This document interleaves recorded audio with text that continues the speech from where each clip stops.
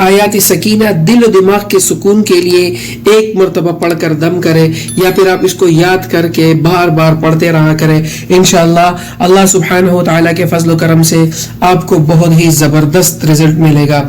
तो शुरू करते हैं। अऊज़ु बिल्लाहि मिनश शैतानिर रजीम। वक़ाल लहुम नबियुहुम इन्न आयत मुल्किही अन यअतियकुमुत ताबूतु फीहि सकीनतुम मिन रब्बिकुम व बक़िय्यतुम मिम्मा तरक आलु मूसा व आलु हारून तहमिलुहुल मलाइका इन्न फी ज़ालिका लआयतन लकुम इन कुंतुम मुमिनीन। ثم أنزل الله سكينته على رسوله وعلى المؤمنين وأنزل جنودا لم تروها وعذب الذين كفروا وذلك جزاء الكافرين.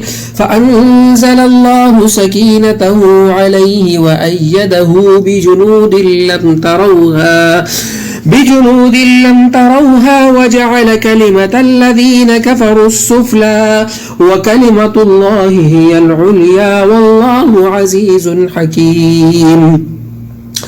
هو الذي أنزل السكينة في قلوب المؤمنين ليزدادوا إيمانا مع إيمانهم ولله جنود السماوات والأرض وكان الله عليما حكيما. لقد رضي الله عن المؤمنين إذ يبايعونك تحت الشجرة فعلم ما في قلوبهم فأنزل السكينة عليهم وأثابهم فتحا قريبا. إذ جعل الذين كفروا في قلوبهم الحمية حمية الجاهلية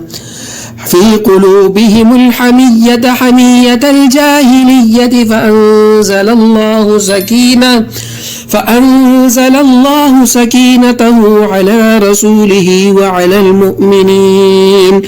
وعلى المؤمنين وألزمهم كلمة التقوى وكانوا أحق بها وأهلها وكان الله بكل شيء عليما. صدق الله العظيم.